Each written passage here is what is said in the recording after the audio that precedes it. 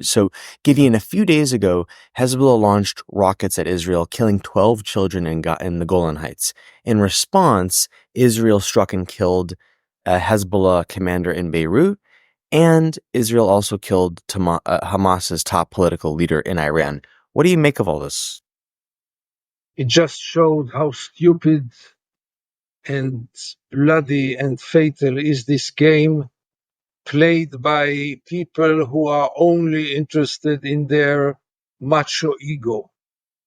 It is really, I mean, this whole vicious circle, and we are just in the beginning, still to come. All those retaliations lead to nowhere except of showing off. Look how strong I am. Look how capable I am.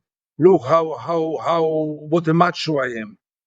It's really a childish game of big egos, obviously all of them masculine egos, and the price is being paid by 12 children here, by children there, and even by leaders. I mean, by the end of the day, Ismail Haniyeh was a political leader of Hamas. You can like him, you can not like him, but who is Israel to murder him? What should Israel have done in response to those 12 children who were killed? Only one thing: to put an end to the war in Gaza, which shouldn't have started at all. That's the only way to put an end to this vicious circle that can end up in a horrible way for both peoples. All the rest is really stupid games. The 12 children were killed, and murdering Haniyeh will not bring them back to life. And murdering Haniyeh will not serve any of Israel's interests. Nothing. Israel is not a more secure place after the killing of Haniyeh. The world is not a more secure place after killing Haniyeh. And the contrary is the truth. We are now in a much bigger danger than before killing Haniyeh. So what for? And at any point, is there utility in Israel targeting a commander in Hamas or Hezbollah? Is there utility in that? Should they ever do that? If you have an enemy army, don't you want to attack their leader? First of all, Haniyeh, and I'm not here to represent him, but he was not a commander. He was the head of the political wing of Hamas. So he was not a commander, and I don't know if and how much he was involved in the 7th of October. My guess is that very little, if at all, but I keep it open. But in any case, this whole system of assassinations, we know what regimes are doing it. That's not a way of a civilized state to react, to assassinate and assassinate. And what would Israel say if Hamas would assassinate some Israeli ministers? Will it be legitimate? So, in other words, when Iran had killed those, or Hezbollah had killed those 12 children in the Golan Heights, you think that Israel's response should have been to take no action? No, let's analyze this killing. I was in the Majid Shams few hours after the killing, and it was really horrible. Innocent children, Druze children, parents who were totally shocked. Really, I can't describe you how heartbreaking it was. I can assure you one thing: no Hezbollah commander or fighter had in mind to kill 12 Druze children on the Golan. Then why did they? They used unprecise weapons which can kill anyone, anywhere.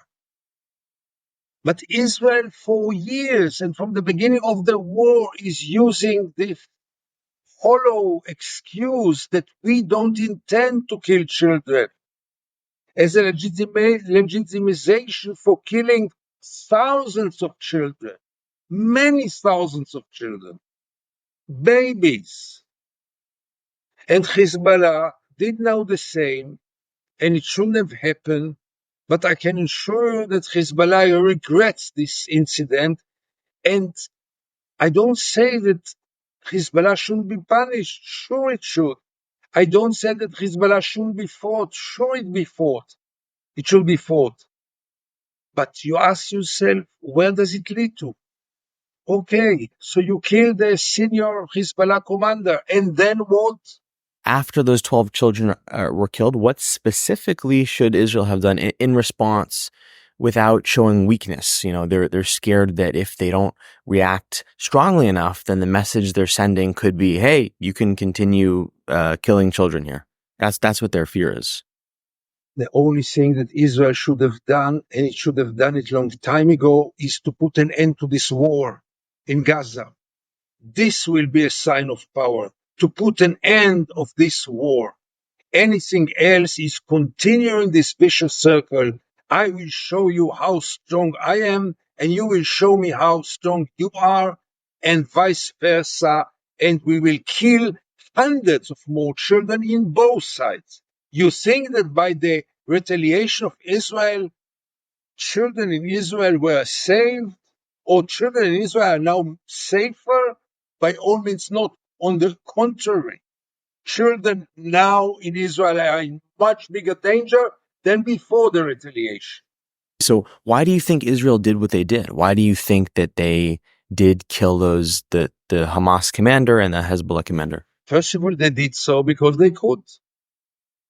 It's always about the capability. Like you said, it puts them at greater risk. No, they don't take into account this risk. For them, it's enough to show off. Netanyahu got better polls after the assassinations. Israelis are part of them, most of them, I guess, are so proud of those capabilities which the Mossad and the Shabak and the army and the intelligence showed here. Bravo. But where does it lead to? The question shouldn't be not only moral one, but very practical one. I'll take it further. I think this war shouldn't have started at all. And you will ask me, so what should Israel do after this horrible attack on the 7th of October? And I will tell you, or I will ask you, did Israel gain anything out of this war? Is Israel a safer place now than before the war? Is Israel a better place to live in after this war than before it? And you know the answers.